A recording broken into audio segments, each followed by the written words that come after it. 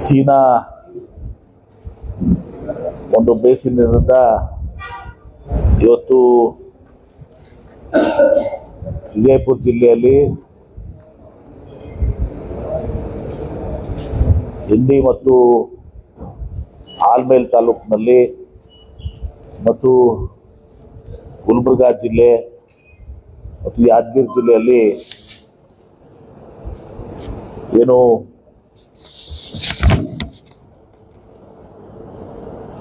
ಪ್ರವಾಹ ಉಂಟಾಗಿದೆ ಆ ಒಂದು ವಿಷಯದಲ್ಲಿ ಮತ್ತು ಅತಿವೃಷ್ಟಿ ಈ ಎರಡನ್ನೂ ಮಾಹಿತಿಯನ್ನು ಹಂಚಿಕೊಳ್ಳುತ್ತಿರುವ ಕರೆದಂಥ ಈ ಒಂದು ಪತ್ರಿಕಾಗೋಷ್ಠಿಗೆ ಮಾಧ್ಯಮದ ಎಲ್ಲ ಸ್ನೇಹಿತರಿಗೆ ಸ್ವಾಗತವನ್ನು ಕೋರಿ ನನ್ನ ಜೊತೆ ಇವತ್ತು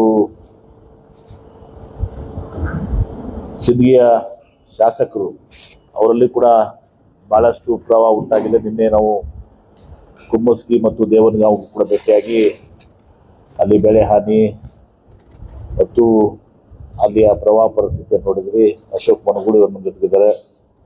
ನಮ್ಮ ನಾಗ್ತಾನ್ MLA ಅವರು ಹೋಟೆಲ್ ಕಟ್ಟಿಕೊಂಡವರು ಅವರು ಭೀಮಾದಿಂದ ಪ್ರವಾಹ ಏನೋ ಉತ್ತರಿಸೋರ್ಗೆ ಆಗಿಲ್ಲ. ಯಾಕಂದ್ರೆ ಉಜ್ಜನಿಂದ ಆದಾಗ ಅವ್ರಿಗೆ ಚರ್ಚನ್ಕೆ ಎಲ್ಲ ಕೂಡ ಹಾನಿ ಆಗ್ತದೆ. ಈ ಸಲ ಆಗಿರುವಂಥದ್ದು ಸೀನಾದಿಂದ. ಆದರೆ ಭಾಳ ಅತಿ ಹೆಚ್ಚು ಮಳೆ ಇವತ್ತು ಅವರಲ್ಲಿ ಕೂಡ ಆಗಿರುತ್ತೆ. ಅವರ ಹೋಟೆಲ್ ಕಟ್ಟಿಕೊಂಡವರು ಕೂಡ ಈ ಒಂದು ಪತ್ರಿಕಾಗೋಷ್ಠಿಗಿದ್ದಾರೆ.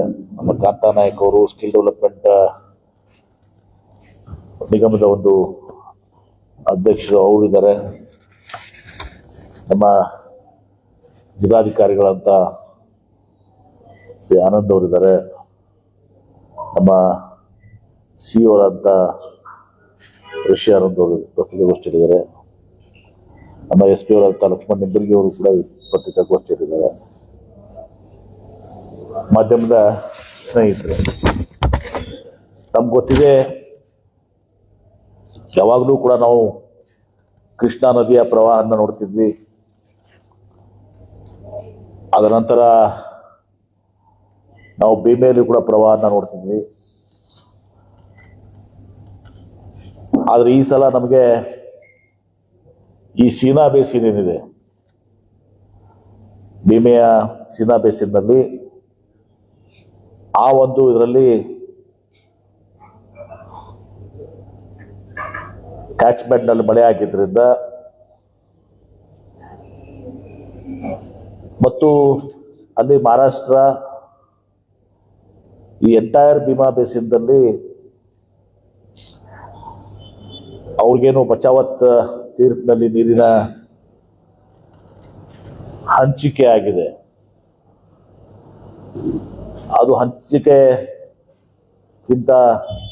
ಜಾಸ್ತಿ ಸುಮಾರು 48.5 TMC ನಮ್ಗೆ ತಿಳಿದು ಬಂದಿದ್ದು. ವರದಿ ಮೇಲೆ ಹೇಳ್ತಾ ಇದ್ದೀನಿ ನಾನು, ಅಧಿಕೃತ KNL ವರದಿ ಮೇಲೆ ಹೇಳ್ತಾ ಇದ್ದೀನಿ. ಬಹಳಷ್ಟು ಕಡೆ ಅವರು ಸ್ಟೋರೇಜಸ್ ಕ್ರಿಯೇಟ್ ಮಾಡ್ಕೊಂಡಿದ್ದಾರೆ. ಬಚಾವತ್ನಲ್ಲಿ ಎಕ್ಸ್ಪ್ರೆಸಿವ್ ಆಗಿ ಒಂದು ದಿವಸ ಅವರು ನೀರಿನ ಬಳಕೆ ಲಿಮಿಟ್ ಬಗ್ಗೆ ಹೇಳಿದ್ದಾರೆ.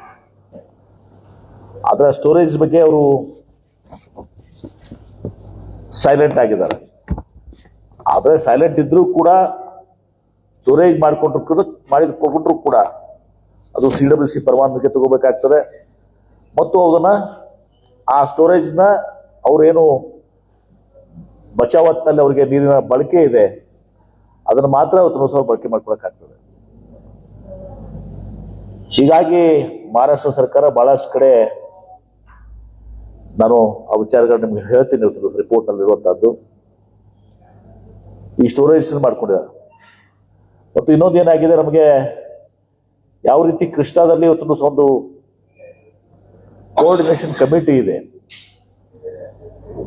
ಯಾವಾಗ ನೀರು ಬಿಡುವಂತಹದ್ದು, ಹೇಳುವಂತಹದ್ದು, ಕೇಳುವಂತಹದ್ದು, ಎಚ್ಚರಿಕೆ ಕೊಡುವಂತಹದ್ದು, ಆ ಮೆಕ್ಯಾನಿಸಮ್ ಇವತ್ತು ಸಹ ಇರಲಿಲ್ಲ. ಸಡನ್ ಆಗಿ ಒಂದು ನೀರನ್ನು ಬಿಟ್ಬಿಡ್ತಾರೆ. ಈಗ ಸೀನಾದ ಕೆಪಾಸಿಟಿ ಇವತ್ತು ಏನಾಗಿದೆ, 1 ಲಕ್ಷ ಕ್ಯೂಸೆಕ್ಸ್. ಸೀನಾದ ಕೆಪಾಸಿಟಿ ಇರೋದೇ 1 ಲಕ್ಷ ಕ್ಯೂಸೆಕ್ಸ್. ಈಗ ಅಲ್ಲಿಂದ ಸುಮಾರು ನಮಗೆ 3 ಲಕ್ಷ ಕ್ಯೂಸೆಕ್ಸ್ ನೀರು ಬರ್ತಾ ಇದೆ. ಹಿಂದೆ ಇಲ್ಲೆಲ್ಲರೂ ಕೂಡ ಭೀಮಾ ವಿಚಾರದಲ್ಲಿ ಹೋರಾಟವನ್ನು ಕೂಡ ಮಾಡಿದ್ದಾರೆ. ಯಾಕಂದ್ರೆ ಭೀಮಾ ಮತ್ತು ಸೀನಾ ಏನು ಲಿಂಕ್ ಮಾಡ್ಕೊಂಡ್ರು, ಅವರು ಕನೆಕ್ಟ್ ಮಾಡ್ಕೊಂಡ್ರು, ಅದು ಕೂಡ ಇವತ್ತು ನಮಗೆ ಅನ್ಯಾಯ ಆಗಿದೆ. ಯಾಕಂದ್ರೆ ಭೀಮಾ ಬೇಸಿನ್ ಯಾವಾಗಲೂ ಕೂಡ ನಮಗೆ, ನಾನು ಪದೇ ಪದೇ ಹೇಳ್ತಾ ಇರ್ತೇನೆ, ಡೆಫಿಸಿಟ್ ಬೇಸಿನ್. 3 ವರ್ಷದಲ್ಲಿ 2 ವರ್ಷ ನಮ್ ನೀರು ಬರಲ್ಲ, 1 ವರ್ಷ ನೀರು ಬರ್ತದೆ, 1 ವರ್ಷ ಈ ರೀತಿ ಪ್ರವಾಹ ಬರ್ತದೆ. 4 ವರ್ಷದಲ್ಲಿ ಎಷ್ಟೋ ನಮ್ಮ ಕುಡಿ ನೀರಿನ ಯೋಜನೆಗಳು ಮತ್ತು ನೀರಾವರಿ ಕೆರೆ ತುಂಬುವ ಯೋಜನೆಗಳು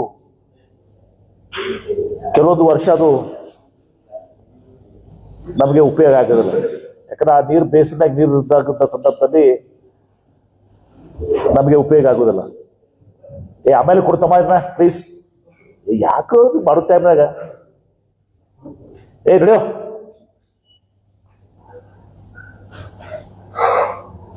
ನಮ್ಗೆ ಉಪಯೋಗ ಆಗಂಗಿಲ್ಲ.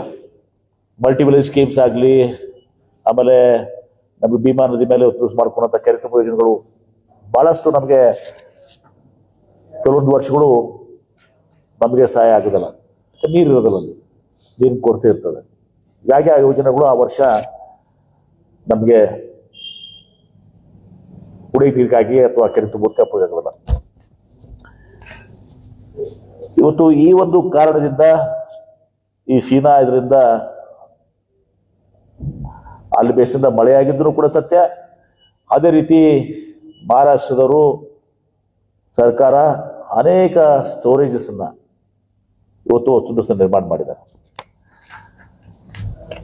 ಅಲ್ಲಿ ಸೀನಾ ನದಿಯಲ್ಲಿ 4 ಪ್ರಕಲ್ಪಗಳಿದಾವೆ: ಭೋಗವತಿ, ಕೋಳೆಗಾಂವ್, ಚಾಂದಿನಿ ಮತ್ತು ಕಾಸಾಪುರ್.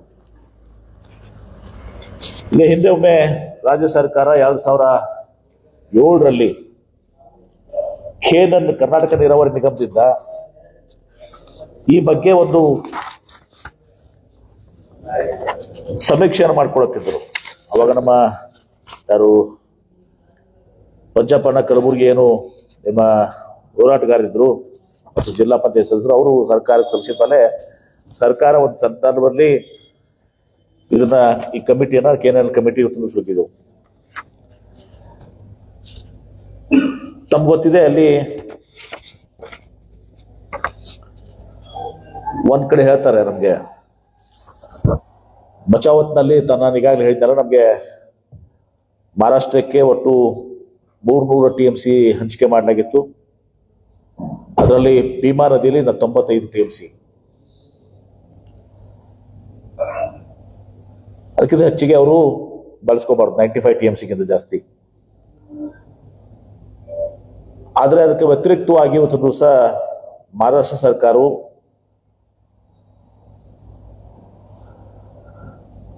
ಇವತ್ತು ಉಜಿನಿಯಲ್ಲಿ ಅಣೆಕಟ್ಟನ್ನು ನಿರ್ಮಿಸಿ ಲೈವ್ ಸಂಗ್ರಹ ಸಾಮರ್ಥ್ಯ 56 TMC, ಅದರ ಬಳಕೆ ಸಾಮರ್ಥ್ಯ 1.5 into 56 TMC ಅಂದ್ರೆ ಅದು 85 TMC ಆಗ್ತದೆ. ಮತ್ತು ಡೆಡ್ ಸಂಗ್ರಹ ಸುಮಾರು 0.5 TMCಗೆ. ಒಟ್ಟೆ ಸೀನಾ ನದಿಗೆ 13.5 TMC ನೀರನ್ನ ಸುರಂಗ ಮಾರ್ಗ ನಿರ್ಮಿಸಿ, ನಾ ಹೇಳಿದ ಭೀಮಾ ಸೀನಾ ಲಿಂಕ್ ಮಾಡಿಸಿ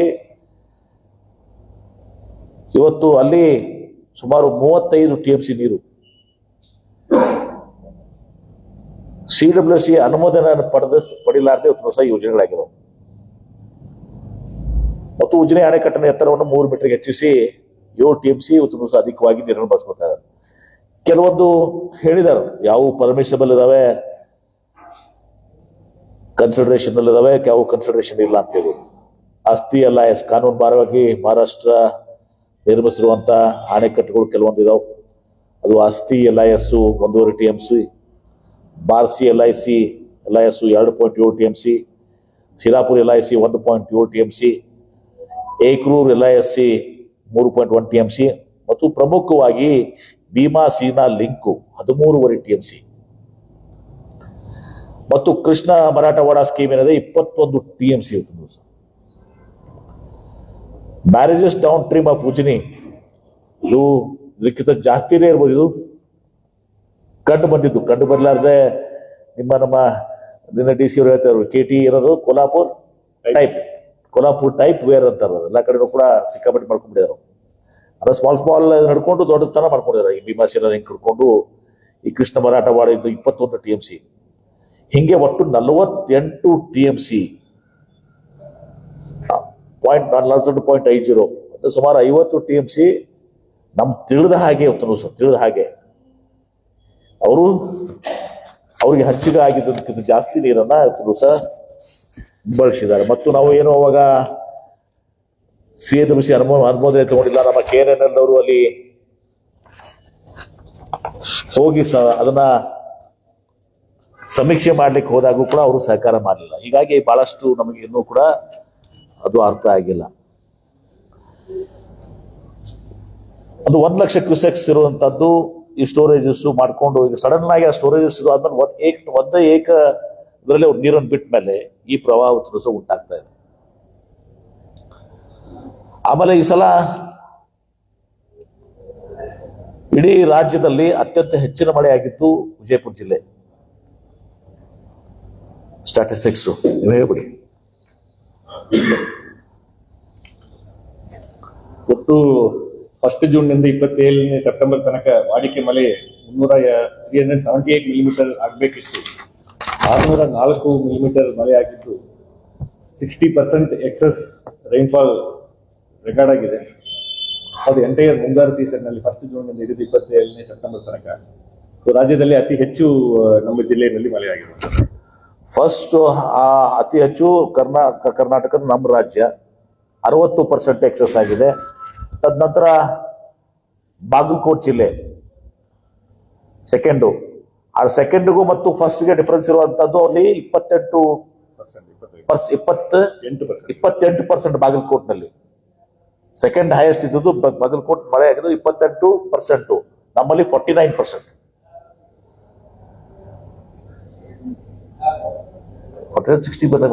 ಅದು 25 ತನಕ ಸರ್. ಈಗ ಹೆಚ್ಚಿಗಾಗಿದೆ 60%. ಈಗ ಅಲ್ಲಿನೂ ಜಾಸ್ತಿ ಆಗಿದೆ. ಸೊ ಹೀಗಾಗಿ ಈ ತರ ಅತಿವೃಷ್ಟಿ ನಮ್ಮ ಜಿಲ್ಲೆಯಲ್ಲಾಗಿದೆ. ಒಂದ್ ಕಡೆ ಭೀಮಾದಿಂದ ಸೀನಾದ ಪ್ರವಾಹ, ಆ ಪ್ರವಾಹ ಹೆಚ್ಚಿಂದಾಗಿ ಸಿಂದಗಿ ತಾಲೂಕಾ ಮತ್ತು ಮೇಜರ್ ಸಿಂದಗಿ ತಾಲೂಕಾ, ತದನಂತರ ಭಾಗಶಃ ಇವತ್ತು ದಿವಸ ನಮ್ಮ ಇಂಡಿ ತಾಲೂಕಿನಲ್ಲಾಗಿದೆ. ಇನ್ನೊಂದು ಕಡೆ ಅತಿವೃಷ್ಟಿ ಇವತ್ತು ದಿವಸ ತಿಕೋಟ ಹೈಯೆಸ್ಟು, ದೆನ್ ಚರ್ಚನ, ತಾಳಿಕೋಟೆ, ಹೀಗೆಲ್ಲ ಕಡೆನೂ ಕೂಡ ಇವತ್ತು ದಿವಸ ಆಗಿದೆ. ಹೀಗಾಗಿ ನಾವು ನಿನ್ನೆನೂ ಕೂಡ ನಾನು ಕುಮಸ್ಕಿಗೆ ಹೋಗಿದ್ದೆ. ನಮ್ಮ ಸಿಂದಗಿ ಶಾಸಕರ ಜೊತೆಗೂಡಿ ನಾವು ಜಿಲ್ಲಾಧಿಕಾರಿಗಳೆಲ್ಲರೂ ಕುಮಸ್ಕಿಗೆ, ಯಾಕಂದ್ರೆ ಅಲ್ಲಿ ಸುಮಾರು ಆ ಊರು ಶಿಫ್ಟ್ ಆಗಬೇಕು ಅಂತ ಹೇಳಿ ಒಂದು ಬೇಡಿಕೆ ಇದೆ. ಸುಮಾರು 100 ಮನೆಗಳು ದಿವಸ ನೀರಿನಲ್ಲಿ ನಿಂತಿದ್ದಾವು. ತದನಂತರ ನಾವು ಅಲ್ಲಿ ನಮ್ಮ ದೇವನ್ಗಾಂವ್ಗೆ ಹೋಗಿದ್ದೀವಿ. ಆ ದೇವನ್ಗಾಂವ್ ಬ್ರಿಡ್ಜ್ ದಿವಸ ಬಹಳಷ್ಟು ಅದನ್ನ ನಾವು ಸ್ಟ್ರೆಂಥನ್ ಮಾಡಬೇಕಾಗಿದೆ. ಪ್ರಸ್ತಾವನೆ ಕೂಡ ರಾಜ್ಯ ಸರ್ಕಾರ ಮುಂದಿದೆ. ಅದನ್ನು ನಮ್ಮ ಸಿಂದಗಿ ಶಾಸಕರು ಅಶೋಕ್ ಮನಗೂಳಿ ನಿರಂತರವಾಗಿ ಅದನ್ನು ಫಾಲೋ ಅಪ್ ಮಾಡ್ತಾ ಇದ್ದಾರೆ. ಅದನ್ನ ಮುಖ್ಯಮಂತ್ರಿಗಳ ಗಮನಕ್ಕೆ ತಂದ್ಬಿಟ್ಟು ಅದನ್ನು ಕೂಡ ನಾವು ಆ ಒಂದು ದೇವನ್ಗಾಂವ್ ಬ್ರಿಡ್ಜ್ ಅನ್ನು ಕೂಡ ನಾವು ಸ್ಟ್ರೆಂಥನ್ ಮಾಡಬೇಕು. ಮತ್ತು ಕುಮಸ್ಗಿಯಿಂದ ದೇವನ್ಗಾಂವ್ ಹೋಗೋ ರಸ್ತೆಯಲ್ಲಿ ಒಂದೆರಡು ಬ್ರಿಡ್ಜಸ್ ಕೂಡ ದಿವಸ ಆಗ್ಬೇಕಾಗಿದ್ದರಿಂದ ಚಂಬೇವಾಡ ಮತ್ತು ಕಡ್ಲೆವಾಡ. ಅದಲ್ಲದೆ ನಾವು ತದನಂತರ ಯಶವಂತರಾಯಗೌಡರು ದಿವಸ ಇಲ್ಲಿ ಒಂದು ನಮ್ಮ ಇಂಡಿ ಶಾಸಕರು ಬರಬೇಕಾಗಿತ್ತು. ಅವರು ಆದರೆ ಇವತ್ತು ಇನ್ನುಳಿದ ಗ್ರಾಮಗಳಿಗೆ ಕೂಡ ನಾನು ಭೇಟಿ ಆಗಬೇಕಾಗಿದೆ ಅಂತ ಹೇಳಿ ಅವರು ನನಗೆ ಹೇಳಿ ಇವತ್ತು ಬೇರೆ ಗ್ರಾಮಗಳಲ್ಲಿ ಎಲ್ಲೆಲ್ಲಿ ಪ್ರವಾಹ ಆಗಿದೆ ಅಲ್ಲಿ ಅವರು ಪ್ರವಾಸ ಕೈಗೊಂಡಿದ್ದಾರೆ. ಅವರು ನಾವು ಒಟ್ಟಿಗೆ ನಿನ್ನೆ ರೋಡ್ಗಿ ಮತ್ತು ನಿಮ್ಮ ಖೇಡ್ಗಿ ಎರಡೂ ಗ್ರಾಮಕ್ಕೂ ನಾವು ಭೇಟಿ ಕೊಟ್ಟಿದ್ದೀವಿ. ರೋಡ್ಗಿ ಮತ್ತು ಖೇಡ್ಗಿನೂ ಕೂಡ ನಮ್ಮನ್ನ ಶಿಫ್ಟ್ ಮಾಡಬೇಕು ಅಂತ ಕೇಳ್ತಾರೆ. ಕೇಡಿಗೆಲ್ಲಂತೂ ಮಠದ ಸ್ವಾಮಿಗಳು ಭಾಳ ಆ ಮಠ ಇವತ್ತು ದಿವಸ ಫಸ್ಟ್ ಮಠದಲ್ಲೇ ನೀರು ಬರ್ತವೆ, ಆಮೇಲೆ ಓದೋರು ಬರ್ತವೆ. ಅವರು ಕೂಡ ಪರಮ ಪೂಜ್ಯ ಶ್ರೀ ಶಿವಬಸವ ರಾಜೇಂದ್ರ ಮಹಾಸ್ವಾಮಿಗಳು ಕೂಡ ನಿನ್ನೆ ನಮಗೆ ಭಾಳ ಒಬ್ಬ ಸಾತ್ವಿಕ ಮನುಷ್ಯರು ಒಂದು ದಿವಸ ಒಂದು ಇತಿಹಾಸ ಇದ್ದಂಥ ಮಠ ಅಲ್ಲಿದೆ. ಅಲ್ಲಿ ಪತ್ರಿ ಗಿಡಗಳು ಸುಮಾರು 100 ಪತ್ರಿ ಗಿಡಗಳು ದಿವಸಲ್ಲಿ ಇರುವಂಥದ್ದು. ಅವರು ಕೂಡ ನಿನ್ನೆ ನಮ್ಮನ್ನೆಲ್ಲ ಉದ್ದೇಶಿಸಿ ಅನೇಕ ವಿಚಾರಗಳನ್ನು ವ್ಯಕ್ತಪಡಿಸಿದ್ದಾರೆ. ಆಮೇಲೆ ಬೆಳೆ ಹಾನಿ, ನಾವು ಹೋದ ಸಲ ಯಾರು ತೊಗರಿ ಬೆಳೆದಿದ್ರು ತೊಗರಿಗೆ ಒಳ್ಳೆ ಬೆಳೆ ಸಿಗ್ಲಿಲ್ಲ ಮತ್ತು ನುಕ್ಸಾನ ಆಯಿತು ಅಂತ ಹೇಳಿ ಸಲ ಹತ್ತಿಗೆ ಒಳ್ಳೆ ಬೆಂಬಲ ಅದು ಸಿಕ್ಕಿತ್ತು. ನಮ್ಮ ಜನರ ಸ್ವಾಭಾವಿಕ ಮತ್ತು ಸರಿಯಾದದ್ದು ಕೂಡ ಹೌದು. ಆ ಸಲ ನಮಗೆ ಹತ್ತಿಗೆ ಜಾಸ್ತಿ ಅದು ಸಿಕ್ಕ ಮೇಲೆ ಈ ಸಲ ನಮ್ಮ ಜನ ಎಲ್ಲ ಹತ್ತಿ ಬೆಳೆದಿದ್ದಾರೆ. ತೊಗರಿಗಿಂತ ಜಾಸ್ತಿ ಸಲ ಹತ್ತಿ ಬೆಳೆದಿದ್ರು. ಆ ಹತ್ತಿ ನೀರಿನಲ್ಲಿ ಇದಾಗಿ ನಿನ್ನೆ ನೀವು ಮಾಧ್ಯಮದವ್ರನ್ನ ನೋಡಿದಿರ ಅದನ್ನೆಲ್ಲ. ಪಾಪ ರೈತ ಬಂದು ಕೊಟ್ಟಲ್ಲ, ಆ ಹತ್ತಿ ಇವತ್ತು ಸಹ ನೀರಿನಲ್ಲಿ ನಿಂತ್ಕೊಂಡು ಆ ಹತ್ತಿ ಎಲ್ಲ ಹಾಳಾಗಿ ಹೋಗಿ ಕರಿಯಾಗಿದೆ. 100% ಲಾಸ್. ಐ ಆಮ್ ರಿಪೀಟಿಂಗ್, 100 ಹತ್ತಿ ಬೆಳೆ ಟೋಟಲ್ ಲಾಸ್ ಆಗಿದೆ, ಫೇಲ್ ಆಗಿದೆ. ಅದರಂತೆ ತೊಗರಿ 100 ಫೇಲ್ ಆಗಿದೆ. ಆಮೇಲೆ ಇಂಡಿಯಲ್ಲಿ ಇದನ್ನ ಯಾವುದು ಹೌದು ಏನಂತಾರೆ ಅದಕ್ಕೆ ಓದೋದು ಅದು ಬೆಳಿತಾರೆ. ಆಮೇಲೆ ಈರುಳ್ಳಿ ಬೆಳೀತಾರೆ, ಈರುಳ್ಳಿನೂ ಕೂಡ 100% ಲಾಸ್ ಆಗಿದೆ. ಅದೇನಾಗ್ಬಿಟ್ಟಿದೆ, ನೀರಲ್ಲಿ ಇದಾಗಿ ಮುಂದೆ ನಿಂತುಬಿಟ್ಟಿದೆ, ಗಡ್ಡಿನೇ ಆಗಿಲ್ಲ. ಆಮೇಲೆ ಇನ್ನೊಂದು ಯಶವಂತರ ಕೂಡ ಹೇಳ್ತೀನಿ, ಇನ್ನೊಂದು ಏನೋ ಬೆಳೀತಾರೆ ಅಲ್ಲಿ ಊದು ಬೆಳೀತಾರೆ, ಅದನ್ನು ಕೂಡ ಸಹ ನುಕ್ಸಾನ ಆಗಿದೆ. ಆಮೇಲೆ ಹಿಂದಿಗೆ ಏನಾದ್ರು ಈಗಾಗಲೇ ಕಬ್ಬನು ಕೂಡ ಆ ಮಳೆಯಲ್ಲಿ ನಿಂತ್ಕೊಂಡು ಗಾಳಿಗೆ ಇದು ಆಗಿ ಬಹುಶಃ ಅಲ್ಲಿನೂ ಕೂಡ 50% ಅಷ್ಟು ಕಬ್ಬು ಹಾಳಾಗಿದೆ. ಅಂದ್ರೆ ಅದು ಮೊದಲು 40 ಟನ್ ಹಾಕ್ತಾರೆ, 20 ಟನ್ ಬರ್ತದೆ, ಬಿದ್ದುಬಿಟ್ಟಿದ್ದವು. ಆಲ್ಮೋಸ್ಟ್ 50% ಡಿಪೆಂಡಿಂಗ್ ಅಪಾನ್ ಒಂದೊಂದು ಹೊಲದಿಂದ ಕೆಲವೊಂದು 70% 80% ಆಗಿದಾವೆ, ಕೆಲವೊಂದು ಕಡೆ 40% ಆಗಿದಾವೆ, ಕೆಲವೊಂದು 50% ಆಗಿದಾವೆ. ಬಟ್ 50% ಅಂತೂ ಎಲ್ಲ ಕಡೆ ಸಹ ಮಿನಿಮಮ್ ಆಗಿದಾವೆ. ಆಮೇಲೆ ನಿನ್ನೆಲ್ಲಾನು ಕೂಡ ವಿಸಿಟ್ ಕೂಡ ಮಾಡಿದ್ದೀವಿ, ಎಲ್ಲ ಫೀಲ್ಡ್ಸ್ ಎಲ್ಲ ವಿಸಿಟ್ ಮಾಡಿದ್ದೀವಿ ಮತ್ತು ಅವರಿಗೆ ಸೂಚನೆ ಕೂಡ ಕೊಟ್ಟಿದ್ದೀವಿ. ಇಲ್ಲಿವರೆಗೆ ಸುಮಾರು 1,38,239 ಹೆಕ್ಟೇರ್ ಇಲ್ಲಿವರೆಗೆ. ಅದು 138 ರಫ್ ಎಸ್ಟಿಮೇಟ್, ಹೈ ಎಸ್ಟಿಮೇಟ್ ಇದು, ಫೈನಲ್ ಅಲ್ಲ. 1,38,000 ಹೆಕ್ಟೇರ್ ಅಂದ್ರೆ ಸುಮಾರು 4 ಲಕ್ಷ ಎಕರೆ ಆಗ್ತದೆ. ಬೆಳೆ ಪ್ರಾಥಮಿಕ ಒಂದು ಸಮೀಕ್ಷೆ ಇದು ರಫ್ ಎಸ್ಟಿಮೇಟ್ಸ್ ಆಗಿರುವಂಥದ್ದು. ಮತ್ತು ಅದಕ್ಕಿಂತ ಮುಂಚೆ ಇವತ್ತು ಸಹ ಸುಮಾರು 7,381 ಹೆಕ್ಟೇರ್ ಒಟ್ಟಾರೆ ತೋಟಗಾರಿಕೆ. ಒಟ್ಟಾರೆ ಈಗ ಸುಮಾರು ಈಗಿನ ಪ್ರಾಥಮಿಕ ಹಂತದ್ದು, ಇದು ಫೈನಲ್ ಅಲ್ಲ, ಇದು ಜಾಸ್ತಿ ಆಗ್ತದೆ. 1,00,000 ಸುಮಾರು 45,000 ಹೆಕ್ಟೇರ್ಗಿಂತ ಜಾಸ್ತಿ ಆಗ್ತದೆ. ಜಂಟಿ ಸಮೀಕ್ಷೆ ಆಗ್ತಾ ಇದೆ. ಬಹಳ ಪಾರದರ್ಶಕವಾಗಿ ಎಲ್ಲ ರೀತಿಯಿಂದ ಮಾಡಲಿಕ್ಕೆ ನಾವು ಸೂಚನೆಯನ್ನು ಕೊಟ್ಟಿದ್ದೀವಿ. ಆ ದಿಶೆಯಲ್ಲಿ ಸಹ ಬೆಳೆ ಹಾನಿ ಸಮೀಕ್ಷೆ ಆಗ್ತದೆ. ಆಮೇಲೆ ಮುಂದೆ ಇನ್ನೊಂದು ಪಾಪ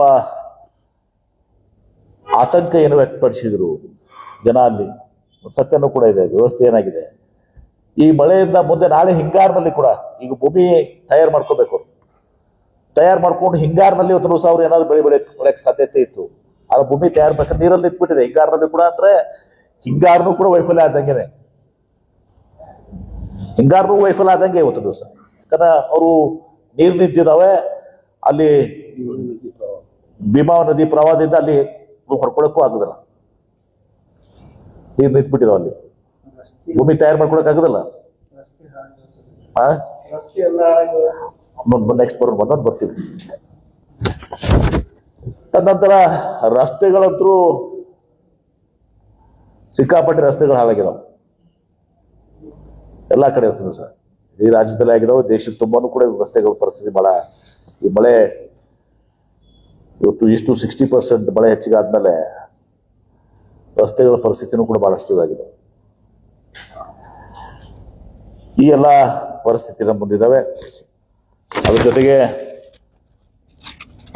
ನಮ್ಮ ಲಕ್ಷ್ಯ ಸರ್ಕಾರದ್ದು ಜಿಲ್ಲಾಡಳಿತ ಬಹಳ ತ್ವರಿತವಾಗಿ ಒಳ್ಳೆ ರೀತಿಯಿಂದ ಕೆಲಸವನ್ನು ಮಾಡಿದ್ದಾರೆ. ಯಾಕಂದ್ರೆ ಮೊದಲು ಸರ್ಕಾರದ ಲಕ್ಷ್ಯ ಜೀವ ಹಾನಿ ಆಗಬಾರ್ದು, ಫಸ್ಟ್ ಜೀವ ಹಾನಿ ಆಗಬಾರ್ದು, ಜನರ ಜೀವನೂ ಹಾನಿ ಆಗಬಾರ್ದು ಮತ್ತು ಸಾಧ್ಯ ಆದಷ್ಟಿಗೆ ಇವತ್ತು ನಮ್ಮ ಪ್ರಾಣಿಗಳ ಜೀವನೂ ಕೂಡ ಹಾನಿ ಆಗಬಾರ್ದು.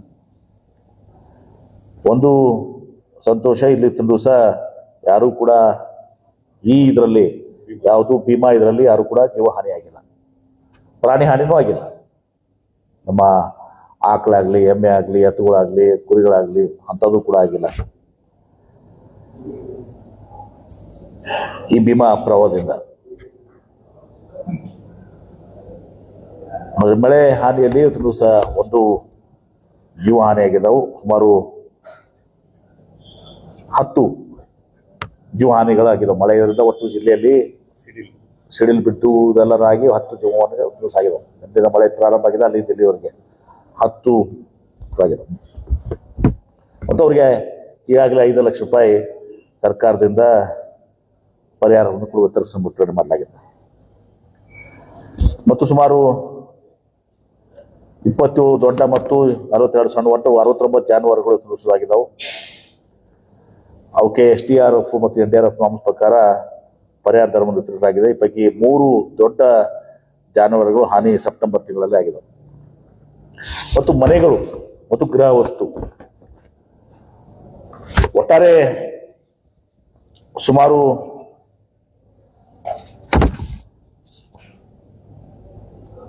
ಜಿಲ್ಲೆಯಲ್ಲಿ ಸುಮಾರು 1041 ಮನೆ ಹಾನಿಯಾಗಿದೆ. ಅಂದ್ರೆ ಈ ಮಳೆಯಿಂದ, ಭೀಮಾ ಇದರಿಂದಲ್ಲ, ಭೀಮಾದು ಬೇರೆ, ಮಳೆ ಹಾನಿದ್ದು 1041 ಮನೆಗಳು.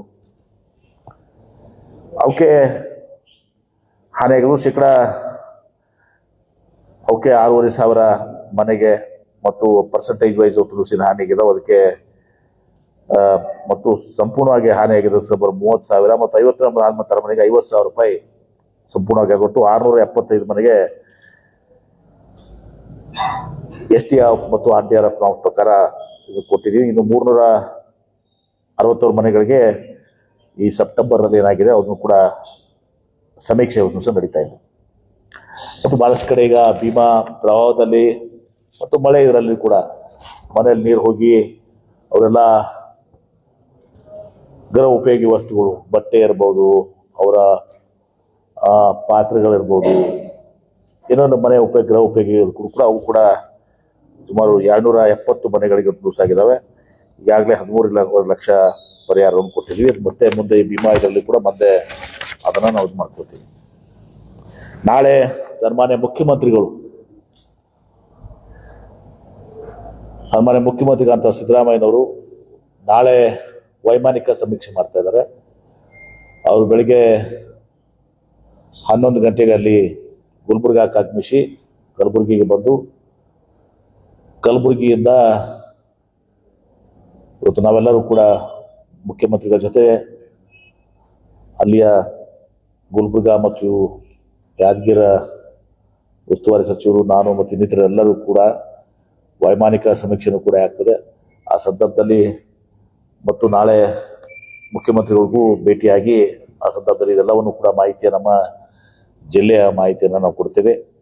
ಮತ್ತು ಇನ್ನೊಂದು, ನಾವು ತಮ್ಮ ಮೂಲಕ ಜನತೆಗೆ ವಿನಂತಿಯನ್ನು ಮಾಡಿಕೊಂಡಿದ್ದೀವಿ. ನಿನ್ನೆ ಎಲ್ಲರೂ ವಿನಂತಿ ಮಾಡಿಕೊಂಡು ಕೂಡ ಬಂದಿದ್ದೀವಿ.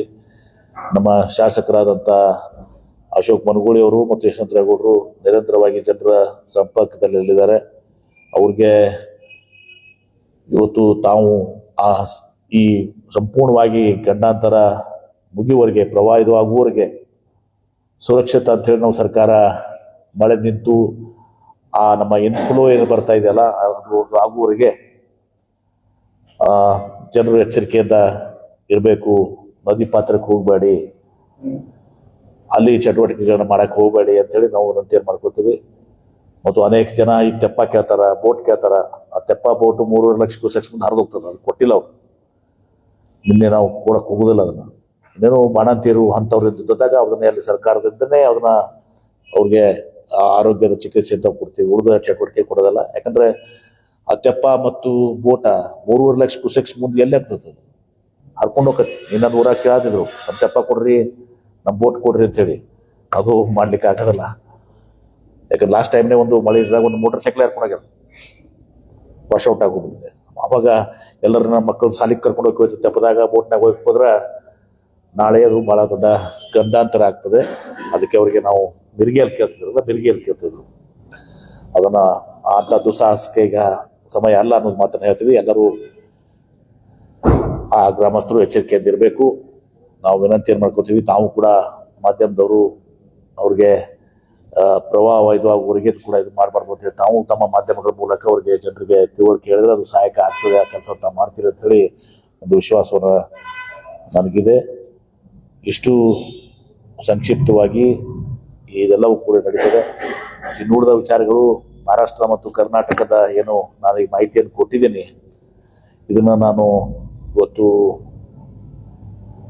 ಬೆಂಗಳೂರಿನಲ್ಲಿ ಒಂದ್ಸಲ ಮುಖ್ಯಮಂತ್ರಿಗಳಿಗೆ ಮತ್ತು ಉಪಮುಖ್ಯಮಂತ್ರಿಗಳ ನೀರಾವರಿ ಸಚಿವರಿಗೂ ಕೂಡ ಈ ಭೀಮಾ ಇದರಲ್ಲಿ ಹೋಗಿರುವಂಥ ಏನು ಅನ್ಆಥರೈಸ್ಡ್ ಇವತ್ತಿನ ದಿವಸ ಏನು ಇದಾವೆ ಅವೆಲ್ಲದಕ್ಕೂ ಕೂಡ ನಾವು ನಮ್ಮ ರಾಜ್ಯ ಸರ್ಕಾರದಿಂದ ಏನೋ ಕಾನೂನು ಕ್ರಮಕ್ಕೆ ಕೊಡಬೇಕು ಅಥವಾ CWCಯಿಂದ ಇದು ಮಾಡಬೇಕು, ಅದೆಲ್ಲವನ್ನು ಕೇಂದ್ರ ಸರ್ಕಾರಕ್ಕೆ ಇದು ಮಾಡಬೇಕು, ಅದೆಲ್ಲವನ್ನು ಕೂಡ ನಾವು ಮಾಡ್ತೀವಿ.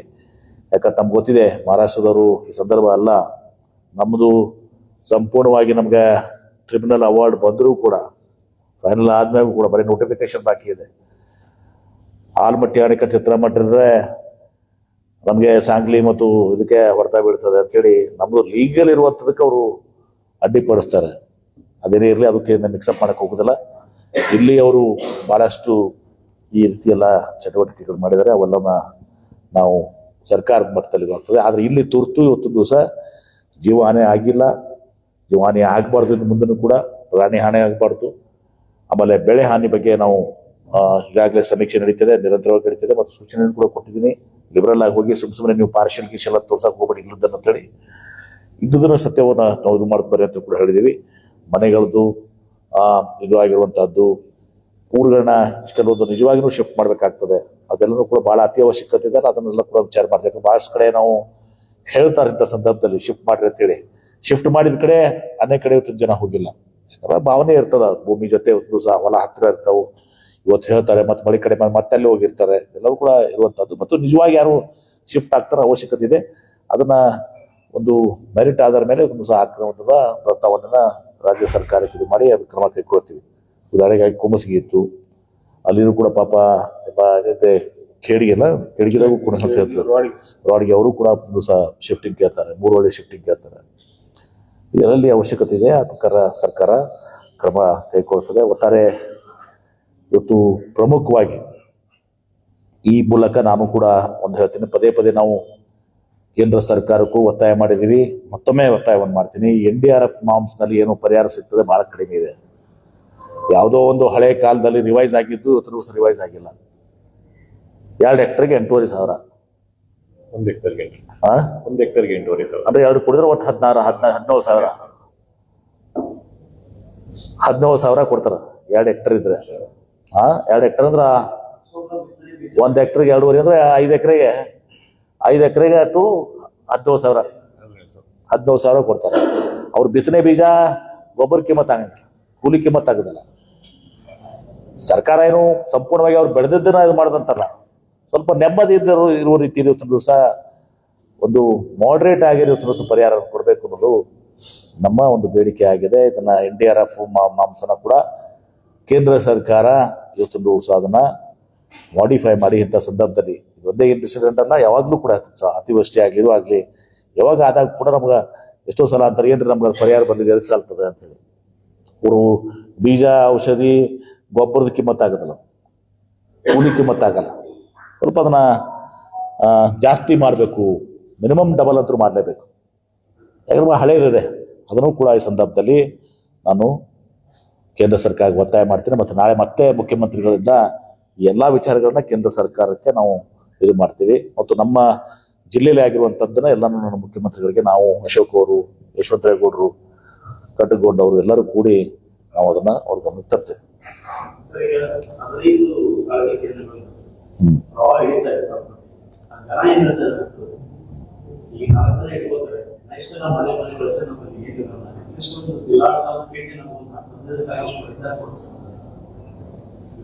ಅವ್ರಿಗೆ 5,000 ರೂಪಾಯಿ ಕೊಡ್ತೀವಿ ನಾವು ಆಕ್ಚುಲಿ. ಅವ್ರ ಪಡಿತರ ಬಗ್ಗೆ ನಾನು ನಾಳೆ ಮುಖ್ಯಮಂತ್ರಿಗಳ ಜೊತೆ ಮಾತಾಡಿ ಅದು ಕೆಲವೊಂದು ಸರ್ ಅಡ್ವಾನ್ಸ್ ಆಗಿ ಲಿಫ್ಟ್ ಮಾಡಿ ಕೊಡ್ಬೋದು ಸರ್. ಅವರಿಗೆ ಅನ್ನಭಾಗ್ಯ ಅಕ್ಕಿ ಅಂತ ಬರ್ತದೆ ಸರ್. ಅದಲ್ಲದೆ ಅವ್ರು ಎಕ್ಸ್ಟ್ರಾ ಕೇಳ್ತಿರ್ಬೇಕನ. ಆಯ್ತು, ಅದ್ರ ಬಗ್ಗೆ ತಮ್ಮ ಸೂಚನೆ ಏನಿದೆ ಅದು ಒಳ್ಳೇದಿದೆ.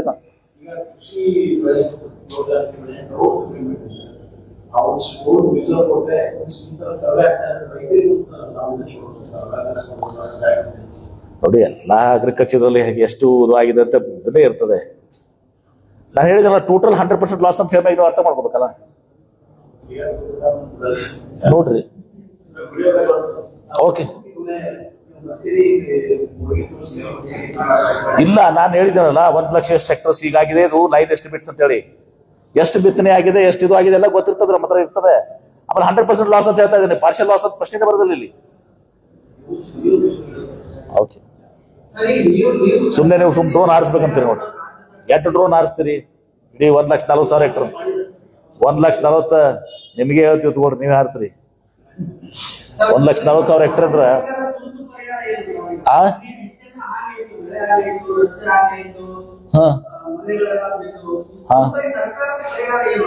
ಈಗ ಅದೇ ನಾಳೆ ಮುಖ್ಯಮಂತ್ರಿಗಳು ವೈಮಾನಿಕ ಸಮೀಕ್ಷೆ ಮಾಡ್ತಾರೆ. ಮಾಡ್ಮೇಲೆ ಸಹ ನಾವು ತುರ್ತು ಅಂತರೂ ಈಗ ಕಾಳಜಿ ಕೇಂದ್ರ ಇದೆಲ್ಲವನ್ನು ಕೂಡ ನಾವು ಮಾಡ್ತಾ ಇದ್ದೀವಿ. ಆಮೇಲೆ ನಾಳೆ ಮುಖ್ಯಮಂತ್ರಿಗಳು ಬರ್ತಾರೆ, ಬೆಳೆ ಸಮೀಕ್ಷೆ ನಡೀತಾ ಇದೆ. ಆ ಸಮೀಕ್ಷೆ ಕಂಪ್ಲೀಟ್ ಆಗಲಾದ್ರೆ ನಾವು ಪರಿಹಾರ ಹೆಂಗ್ ಕೊಡ್ತೀವಿ?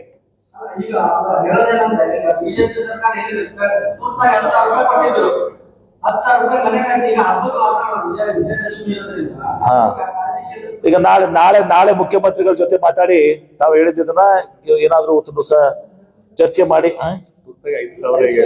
ತುರ್ತಾಗಿ 5,000 ಕೊಡ್ತೀವಿ ಈಗ, ಮತ್ತು ಕೊಡ್ತೀವಿ ಈಗ, ಅದ್ರ ಹೇಳಿದ್ದಾರೆ ಈಗ. ಆಮೇಲೆ ಮತ್ತೆ ನಾಳೆ ಮುಖ್ಯಮಂತ್ರಿಗಳ ಜೊತೆ ಚರ್ಚೆ ಮಾಡಿ ಅಂದ್ರೆ ನಮ್ಮ ಸಮೀಕ್ಷೆ ಕಂಪ್ಲೀಟ್ ಆಗ್ಬೇಕು. ಇನ್ನ ಬಹಳಷ್ಟು ಸಮೀಕ್ಷೆ ಲೈನ್ ಎಸ್ಟಿಮೇಟ್ಸ್ ಇದಾವೆ. ಈಗ ಫಾರ್ ಎಕ್ಸಾಂಪಲ್ ಕ್ರಾಪ್ ಲಾಸ್ ನಾಳೆ ನಿಮ್ಮ ಹತ್ರನೇ ಬರ್ತಾರೆ, ನಮ್ ಬಂದಿಲ್ಲ ನಿಮ್ ಬಂದಿಲ್ಲ ಅಂತೇಳಿ. ನಾಳೆ ಮೇಲೆ ರಫ್ ಎಸ್ಟಿಮೇಟ್, ಹೈ ಎಸ್ಟಿಮೇಟ್ ಅಂತೀವಿ, ಹೈ ಎಸ್ಟಿಮೇಟ್ ಇದಾವ್. ಮನೆಗಳು ಕೂಡ ಭಾಗಶಃ ಇದಾವೆ. ಆಮೇಲೆ ಇನ್ನೊಂದು ಮನೆಗಳು ನೀವು ಹೇಳ್ತಿರಲ್ಲ, ಈಗ ದಿಸ್ ಇಸ್ ನಾಟ್ ಫೈನಲ್. ನಾನು ಕೂಡ ಹೇಳಿದ್ದೀನಿ, ನಮ್ಮ ಅಧಿಕಾರಿ ವರ್ಗ ತಪ್ಪು ತಗೋಬೇಡಿ ನೀವು, ಜಿಲ್ಲಾಧಿಕಾರಿಗಳ ಮತ್ತು ಇಲ್ಲಿ ನಮ್ಮ ಸಿಒ ಬಹಳ ಸಂದರ್ಭ ಇವತ್ತು ಮಳೆ ಆ ಮನೆ ಬಿದ್ದಿರಂಗಿಲ್ಲ, ಮಣ್ಣಿನ ಮನೆ ಇರ್ತದೆ. ಅದು ನಾಳೆ 15 ತಿಂಗಳ ನಂತರ ಬರ್ತೈತೆ, ಯಾಕಂದ್ರೆ ಹಸಿಯಾಗಿರ್ತದೆ. ಇವತ್ತು ನೀವು ನೋಡಿದ್ರೆ ಅದು ಬಿದ್ದಿಲ್ಲಲ್ರಿ ಅಂತೀರಿ, ಭಾಷೆ ಬಿದ್ದದ ಅಂತೀರಿ ನೀವು. ಭಾಷೆ ಬಿದ್ದ ನೀವು ನೀವು ಬರ್ಕೋತೀರಿ. ಅದು ಆಗಿರ್ತದಲ್ಲ, ತದನಂತರ ಅದು 15 ದಿವಸ 1 ತಿಂಗಳ ನಂತರ ಬರ್ತದೆ, ಯಾಕಂದ್ರೆ ಹಸಿಯಾಗಿರ್ತದೆ.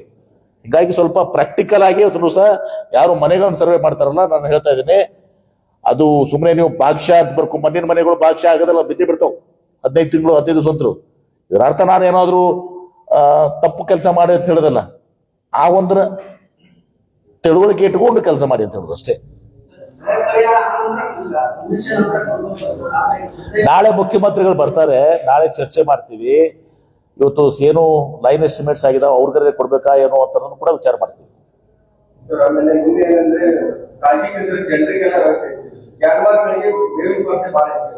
ಈಗ ನೋಡಿ, ಅದು ಒಂದು ಹೇಳ್ತೀನಲ್ಲ, ಮೇವು ಅವೈಲೇಬಲ್ ಇದೆ. ಅದು ಆ ಕಾಳಜಿ ಕೇಂದ್ರದಲ್ಲಿ ಮೇವು ಕೊಡ್ತಾರೆ, ಅದು ಪಾಸಿಬಿಲಿಟಿ ಆಗಲ್ಲ. ಆಮೇಲೆ ಕಾಳಜಿ ಕೇಂದ್ರ ಕೂಡ ಈಗ ಆಲ್ಮೋಸ್ಟ್ ಬಂದ್ ಆಗ್ತಾ ಇದಾವೆ. ಇನ್ನೊಂದು 2-3 ಕಡೆ ಎಷ್ಟು ಉಳಿದಿದಾವೆ, ಇಲ್ಲಿ ಕಮ್ಮಿ ಆಗಿದೆ ಸರ್. ಸಿಂದಗಿನಲ್ಲಿ ಇಲ್ಲ, ನೀವು ಹೇಳಿದಾಗ ದೇವಳವಾದಾಗ ನೀನು ಹೇಳಿದ್ರಲ್ಲ, ಮೇವಿನ ವ್ಯವಸ್ಥೆ ಸಹಿತ ನಾವು ತುರ್ತಾಗಿ ಅದು ಕ್ರಮ ವಹಿಸ್ಲಿಕ್ಕೆ ಹೇಳಿವಿ ಅಗ್ರಿಕಲ್ಚರ್ ಆಫೀಸರ್ಗಳಿಗೆ. ಹೇಳಿದೀವಿ, ಬಟ್ ಅವಶ್ಯ ಮೇವಿನ ಕೊರತೆ ಇಲ್ಲ. ಮೇವು ಹಸಿರಿದೆ. ಈಗ ಮಳೆ ಆದಾಗ ಹಸಿರು ಸಿಕ್ಕಾಪಟ್ಟಿದೆ.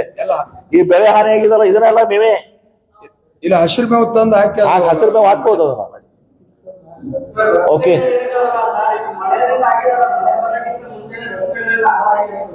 ನೋಡಿ, ಮಳೆ ಬರೋಕ್ಕಿಂತ ಮುಂಚೆ ಹಾಳಾಗಿದ್ದು ಇದಾವೆ, ಮಳೆ ಬಂದ ಮೇಲೆ ಹಾಳಾಗಿದ್ದು ಕೂಡ ಅದ್ರ 100 ಪಟ್ಟು ಜಾಸ್ತಿ ಇದಾವೆ. ಉದಾಹರಣೆ ತಗೊಳ್ರಿ, ನೀವು ಬಿಜಾಪುರದಿಂದ ಹುಬ್ಳಿ ಬರ್ಬೇಕಾದ್ರೆ ಇವತ್ತು ಸಹ ಬೆಳಗಾವ, ಬಿಜಾಪುರ, ಹುಬ್ಳಿ, ಬೆಂಗಳೂರು, ಬಿಜಾಪುರ ಎಲ್ಲ ಹಾನಿ ಆಗಿದಾವ್. ನಗರದಲ್ಲಿ ತಗೊಳ್ರಿ, ಹಳ್ಳಿಯಲ್ಲಿ ತಗೋರಿ. ಈಗ ನನ್ನ ಮತಕ್ಷೇತ್ರ ತಗೊಳ್ರಿ, ನಾವು ಎಷ್ಟೆಲ್ಲ ಮನೆ ರಸ್ತೆ ಮಾಡಿದ್ವಿ, ಅನೇಕ ರಸ್ತೆ ಮಾಡಿದ್ರು ಉತ್ತರ ಹಾಳಾಗಿದ್ದಾವ್. ಹೊಸದಾಗಿ ಮಾಡಿದ ರಸ್ತೆಗಳೆಲ್ಲ ಆಪರಿ ಯಾಕಂದ್ರೆ 60% ಮಳೆ ಹಾನಿ ಆಗಿದಾವೆ. ಮತ್ತು ಇನ್ನೊಂದು ಏನಾಗ್ತದೆ, ಕೆಲವು ಕಡೆ ಈ ಅದು ಬ್ಲ್ಯಾಕ್ ಕಾಟನ್ ಸಾಯಿಲು, ಕರಿಮಣ್ಣು ಇರುವುದು, ಮತ್ತು ಈ ಕಬ್ಬಿನ ಫ್ಯಾಕ್ಟ್ರಿಗಳು ಏನಿದಾವೆ, ಕಬ್ಬೆಲ್ಲಿ ಬೆಳಿತಾರಲ್ಲ ಅದು ನಮ್ದು ಅಲ್ಲಿ ಹೆಚ್ಚಿಗಿದಾವೆ. ಯಾಕಂದ್ರೆ 20 ಟನ್ ಇವತ್ತು ದಿವಸ ಆ ರೋಡಿನ ಕೆಪಾಸಿಟಿ ಇರ್ತದಲ್ಲ. ನಮ್ಮ ರೋಡ್ಸ್ 20 ಟನ್ ಕೆಪಾಸಿಟಿ. ಆರ ಟ್ರೈಲರ್ ಕೂಡ ಹಾಕೊಂಡ್ರೆ 40 ಟನ್ 60 ಟನ್ 80 ಟನ್ ತರ ಹೋಯ್ತಾರೆ ಮಂದಿಗೆ. ನೀವು ಇವತ್ತು ಗಾಡಿ ಹೊಡಿತಾರಲ್ಲಿ, ಮತ್ತದು 20 ಟನ್ ಕೆಪಾಸಿಟಿ 40 ಟನ್ ಹೊಡೆದ್ರೆ ಆ ರೋಡ್ ಹೆಂಗ್ ಉಳಿತದ? ನಾನಂದ್ರು ನಮ್ಮ ನಂದಿ ಸಕ್ಕರೆ ಕಾರ್ಖಾನೆ ಬೆಲ್ಟ್ನಾಗ ಒಂದ್ ವರ್ಷ ನಾವು ಒಂದು ರೋಡ್ ಮಾಡಿರ್ತೀವಿ, 1 ವರ್ಷ 2 ವರ್ಷ ಮತ್ತೆ ಕೇಳ್ತಾರೆ ರೋಡ್ ಬಂದು.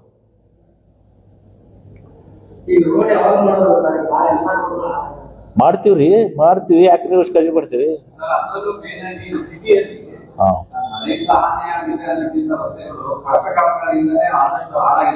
ಇರ್ಬೋದು, ಅದ್ರೂ ಕೂಡ ಬಹಳಷ್ಟು ಇರ್ತವೆ, ಕಳಪೆ ಕಾಮಗಾರಿಗಳು ಇರ್ತವೆ, ಅದೆಲ್ಲವೂ ಕೂಡ ನಾವು ಕಡೆಗೆ ತಗೋತೀವಿ.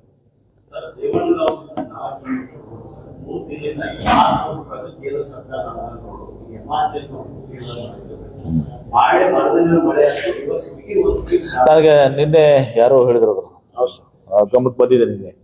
ಈ ತರ ಅವರು ಜನರಲೈಸ್ ಮಾಡಬೇಡಿ. ಅವ್ರು ಯಾರೋ ಹಂತದ್ದು ಕೆಲವೊಂದು ಅದನ್ನ ಈ ವಿಷಯ ನೀವು ನಮಗೂ ಕೂಡ ಹೇಳಿದ್ದಾರೆ. ಅದ್ರ ಬಗ್ಗೆ ತನಿಖೆ ಮಾಡ್ತೀವಿ, ತನಿಖೆ ಮಾಡಿ ಕ್ರಮ ಕೈಗೊಳ್ತೀವಿ.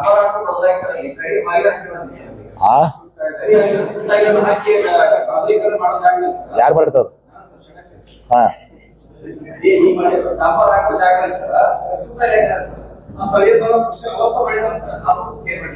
ನನಗ ನಿನ್ನೇನು ಕೂಡ ಹೇಳಿದಾರ, ನನ್ಗೆ ಗೊತ್ತಿದೆ ಯಾರು ಎಂತು ಎಲ್ಲನೂ ಕೂಡ ಹೇಳಿದಾರ. ನಿಶ್ಚಿತವಾಗಿ ಕ್ರಮ ಕೈಗೊಳ್ತೀವಿ. ಇದು ಒಂದು ಸ್ಟ್ರೇ ಇನ್ಸಿಡೆಂಟ್, ಆದ್ರೆ ಓವರ್ ಆಲ್ ಅದ್ರ ಬಗ್ಗೆ ಕ್ರಮ ಕೈಗೊಳ್ತೀವಿ. ಅದೇನ್ ಮಾಡ್ಬೇಕು ಮಾಡ್ತೀವಿ. ಪ್ಲಸ್ ಓವರ್ ಆಲ್ ಹೇಳ್ತಾ ಇದ್ದೀನಿ, ಮಳೆಗೆ ಇವತ್ತು ಹೈವೇಸೇ ಹೋಗಿದಾವ್. ಈ ಉದಾಹರಣೆ ನೋಡ್ರೆ ಬಿಜಾಪುರ ಸೋಲಾಪುರ ಹೈವೇ ಅಂದ್ರೆ ಕಟ್ಟಾಗಿತ್ತ, ನ್ಯಾಷನಲ್ ಹೈವೇ. ಥ್ಯಾಂಕ್ ಯು, ಧನ್ಯವಾದಗಳು.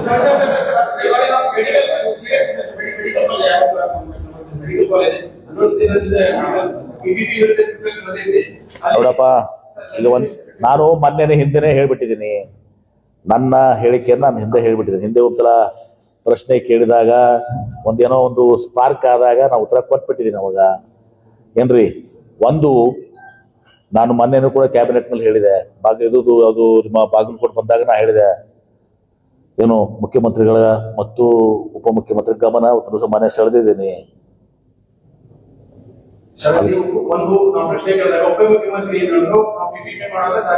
ಈಗ ಒಂದು ಹೇಳ್ತೀನಿ ಕೇಳಿ.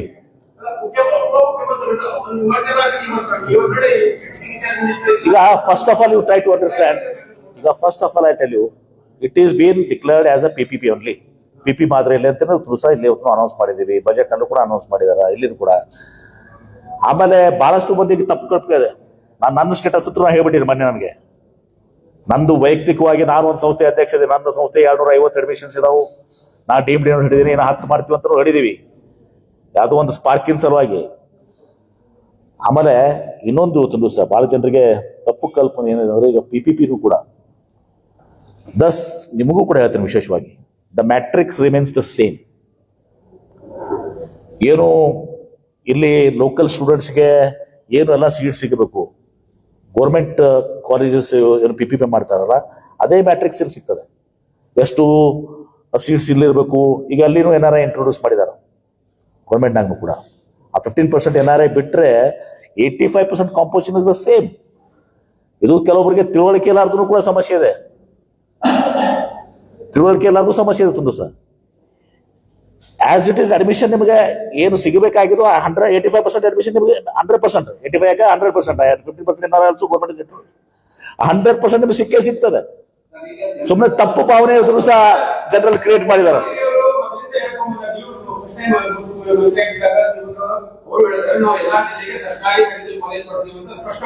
ಯಾರು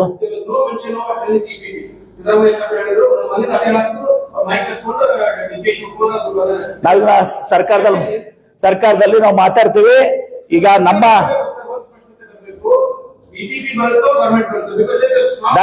ಗೌರ್ಮೆಂಟ್ ನಿಮ್ಮ ಈಗೇನು ಹೋರಾಟಗಾರ ಮಾಡಿದಿರಿ, ನಿಮ್ಮ ಶಿವಾನಂದ ಪಾಟೀಲ್ ಏನು ವ್ಯಕ್ತಪಡಿಸಿದಾರ.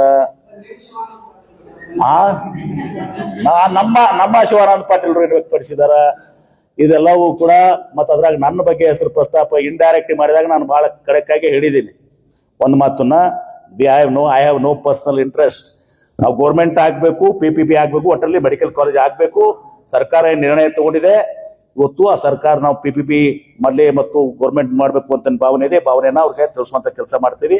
ಒಟ್ಟಾರೆ ಇಲ್ಲಿ ಮೆಡಿಕಲ್ ಕಾಲೇಜ್ ಆಗ್ತದೆ. ಹೇಳಕ್ ಬರಲ್ಲ ಕಾನ್ಸೆ ಯಾಕೆ one it is the same matrix. What is your problem? It is so important. ಕೆಲವು ಅವು ಅದು ಬಾಗಲಕೋಟದು ಮೊದಲೇ ಹಿಂದೆ 2013 to 18 ಇತ್ತು. ಬಾಗಲಕೋಟೆ ಮೊನ್ನೆ CM ಕ್ಲಾರಿಫೈ ಮಾಡ್ಯಾರ. ಮೊನ್ನೆ CM ಕ್ಲಾರಿಫೈ ಮಾಡಿದ್ದಾರೆ. ಯಾರು? ಇದು ತುಮಕೂರು PPP ಇದೆ. ಎಷ್ಟು ಮಂದಿ PPP ಇದೆ? 4 ಕಡೆ PPP ಇದೆ ನೋಡಿ. ಒಂದು ಫಾರ್ ಯುವರ್ ಕೈಂಡ್ ಇನ್ಫಾರ್ಮೇಶನ್, ನಾನು ಐ ಆಮ್ ನಾಟ್ ಡಿಫೆಂಡಿಂಗ್. ನಾನು PPP ಆಗ್ಬೇಕಂತ ಹೇಳಮಲ್ಲ, ನನಗೇನೋ ಇಂಟ್ರೆಸ್ಟ್ ಇಲ್ಲ. ಒಂದೇದು ಬಹಳ ಸ್ಪಷ್ಟವಾಗಿ ಹೇಳ್ತೀನಿ, ಕ್ಯಾಟಗರಿಕಲಿ ಹೇಳ್ತೀನಿ. But at the same time you also understand that 100% composition of seats, ಮಕ್ಕಳಿಗೆ ಏನು ಸೀಟ್ ಕೊಡ್ಬೇಕಲ್ಲ ವಿದ್ಯಾರ್ಥಿಗಳಿಗೂ PPP ದಾಗ ಸೇಮ್ ಇದೆ, ಗೌರ್ಮೆಂಟ್ ನಾಗೂ ಸೇಮ್ ಇದೆ.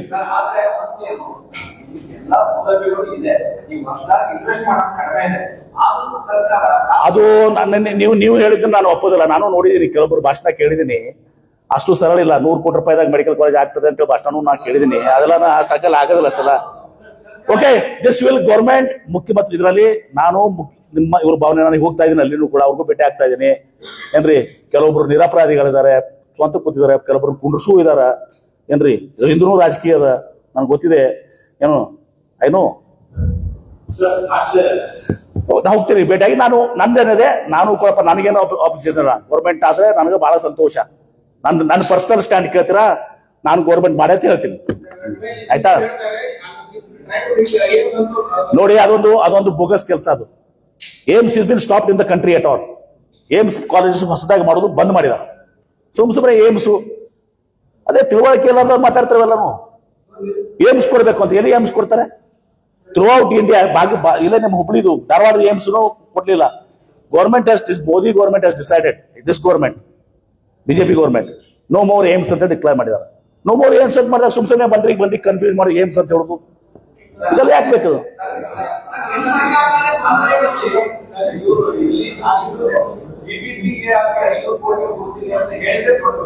ಯಾರು? I don't want to comment on that. ನಾನು ಒಂದ್ ಹೇಳ್ತೀನಿ, ನಾನು ಮ್ಯಾಟ್ರಿಕ್ಸ್ ಹೇಳಿದೆ. ನಿಮ್ಗೆ ಬಹಳ ಜನಕ್ಕೆ ತಿಳುವಳಿಕೆ ಇಲ್ಲ. ಈಗ ಏಮ್ಸ್ ತಿಳುವಳಿಕೆ ಇದ್ದಿದ್ದಲ್ಲ. ಏಮ್ಸ್ ಮಾಡಿಸ್ರಿ ಅಂತ ಎಲ್ಲಿ ಏಮ್ಸ್ ಬರ್ತದ? ಸುಮ್ನೆ ಹೇಳ್ಬಿಡುದ ಬಾಯಿ ಬಂದದ್ದು. ಆಮೇಲೆ ಕೇಳಿ, ಆಮೇಲೆ ಇನ್ನೊಂದು PPPನೂ ಕೂಡ the seat matrix remains the same. ಈಗ PPP ಯಾರೋ ಬಂದ ಅಂತ ಕೊಡಿ, ಐ ಆಮ್ ನಾಟ್ ಇಂಟ್ರೆಸ್ಟೆಡ್. ಆ ಮಾತು ಬೇರೆ. BLD is not at all interested. ನಮ್ ಬೇಕಾದ್ರೆ ನಾವು ಡೀಮ್ಡ್ ಇದೀವಿ, 10 ಮಾಡ್ತೀವಿ. ಆದ್ರೆ ಹೇಳ್ತೀನಿ, PPP ದಲ್ಲೂ ಕೂಡ ಯಾರೇ ನಾಳೆ ಕಾಲೇಜ್ ಆದ್ರೆ ನಿಮ್ಮ ಅಡ್ಮಿಷನ್ ಮಕ್ಕಳಿಗೆ ಯಾರಿಗೂ ಅನ್ಯಾಯ ಆಗುದಿಲ್ಲ. ಸೇಮ್ ಅಡ್ಮಿಷನ್ಸ್ ಏನು CET ಮ್ಯಾಟ್ರಿಕ್ಸ್ ಇರ್ತದೆ, ಆ CET ಇಂದ ಅಲೋಕೇಟೆಡ್ ಆಗ್ತವೆ. ಈ ಕನಿಷ್ಠ ತಿಳುವಳಿಕೆನೂ ಕೂಡ ಜನರಿಗಿಲ್ಲ.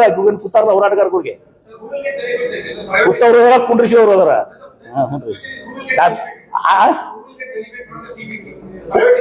No. At the same government also will save money. It become white elephants. So many medical colleges have become white elephants. ಎಷ್ಟೋ ಕಡೆ PPP ಇಂದ ಟೀಚರ್ಸ್ ನೀವು ಪ್ರೈವೇಟ್ ಮಾಡಿದಷ್ಟು ನೀವು ಫ್ಯಾಕಲ್ಟಿ ತರ್ತಾರೆ. ಗೌರ್ಮೆಂಟ್ ಗೆ ಫ್ಯಾಕಲ್ಟಿ ತರ್ತೀರಿ ಅಷ್ಟಲ್ಲ. ಎಷ್ಟೆಲ್ಲ ಸಮಸ್ಯೆಗಳಿದಾವೆ. I am not defending PPP. ನೀವೇನಲ್ಲ ಹೂ ಇಸ್ ಬೆನಿಫಿಟೆಡ್ ಅಂತ ಕೇಳ ಅದಕ್ಕೆ ಉತ್ತರ ಕೊಡ್ತಾ ಇದ್ದೀನಿ. I am giving to that extent clearly. ನಾನು ಸರ್ಕಾರ ಆಗ್ಬೇಕು ಅಂತ ಮುಖ್ಯಮಂತ್ರಿಗಳಿಗೆ ಹೇಳ್ತೀನಿ. ಮೊನ್ನೆ ಹೇಳಿದ್ದೀನಿ ಮತ್ತೆ ಕ್ಯಾಬಿನೆಟ್ ಅಲ್ಲಿ. ಆದ್ರೆ ಯಾಕೆ ಹೇಳಿದಂದ್ರೆ ತಪ್ಪು ಕಲ್ಪನೆ ಬೇಡ ಅಂತ ಹೇಳಿ. ಸುಮ್ಮನೆ ಪಂಪ್ ವರ್ಷದಲ್ಲಿ ಕುಡಿಸಿದಾರಲ್ಲಿ ಕೆಲವು ಮಂದಿಗೆ. ಈಗ ಮೋದಿ ಸರ್ಕಾರ BSNL ಮುಖ್ಯಮಂತ್ರಿಗಳು ಬಹಳ ವಿರೋಧ ಮಾಡ್ತಾರೆ. ಈಗ ನೀನು ಮತ್ತೆ ಖಾಸಗೀಕರಣ ಕೊಡೋದು ಆಶ್ರಯ ಏನು? ಯಾವ್ದು ಖಾಸಗೀಕರಣ ಅಂತ ಹೇಳಿ? ಜಿಲ್ಲಾ ಪಂಚಾಯತ್ ಖಾಸಗಿ ಆರಂಭ ಮಾಡ್ತಾರೆ. ಖಾಸಗೀಕರಣ ನೋಡಿ, PPP ಮಾಡ್ತಾರೆ. ಏನ್ ತಪ್ಪೇನಿದೆ ಅದರಲ್ಲಿ? ಈಗ ನೋಡಿ, ಎಲ್ಲಾ ಕಡೆ PPP ಮೋಡ್. ನೀವು ಎಷ್ಟೋ ಕಡೆ ಸರ್ಕಾರಿ ಕಾಲೇಜಸ್ ನಾನು ಗೌರ್ಮೆಂಟ್ ಆಗಿ ಹೇಳ್ಬಾರ್ದಿಲ್ಲ. ಇವತ್ತು ಸರ್ಕಾರಿ ಕಾಲೇಜ್ ಎಷ್ಟೆಲ್ಲ ಕಷ್ಟಗಳಿದಾವೆ ನೀವು ನೋಡಿದಿರಿ.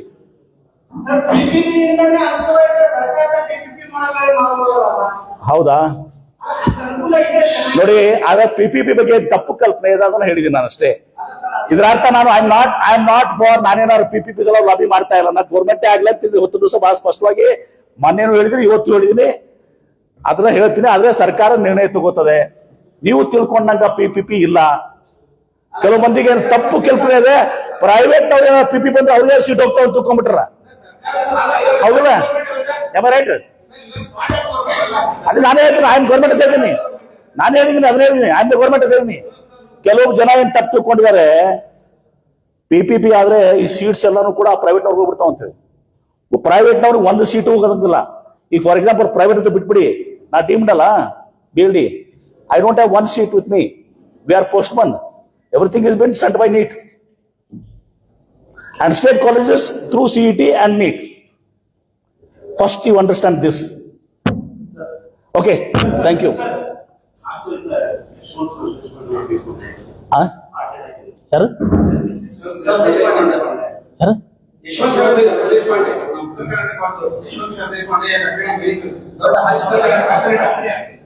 ಯಾವಾಗ? ಓಕೆ, ನಾನು ಕೇಳ್ತೀನಿ. ನನ್ನ ಸಂತಾಪಗಳಿದ್ದಾವೆ. ನಾನು ಒಂದು ಬಿಡ್ರಿ, ಪ್ರವಾಹ ಮಾಡ್ರಿ, ಈಗ ಜಾತಿ ಸಮೀಕ್ಷೆ ಮಾಡ್ತೀನಿ. ಎಲ್ಲ ಸ್ಪೀಡಪ್ ಆಗ್ಯದ. ಈಗ ಪ್ರವಾಹ ಬಗ್ಗೆ ಬರೀರಿ. ಈಗ ಜಾತಿ ಸಮೀಕ್ಷೆ ಈಗ ಎಲ್ಲ ಮೊದಲು ಸ್ಲೋ ಆಗಿ ನಡೀತಿತ್ತು, ಎಲ್ಲಾ ಪ್ರಾಬ್ಲಮ್ಸ್ ರಿಸಾಲ್ವ್ ಆಗಿ ಫಾಸ್ಟ್ ಆಗಿದಾವ್. 17%. ನೀವು ಬರ್ದಿಲ್ಲ ಪೇಪರ್ ನೋಡಿ. Thank you. ಯಾರು? ನಾನ್ ನಮ್ಮನೆಗಲ್ಲ, ನನಗೆ ಆಪ್ ಮಾಡೋ ಪ್ರಾವಿಷನ್ ಇದೆ.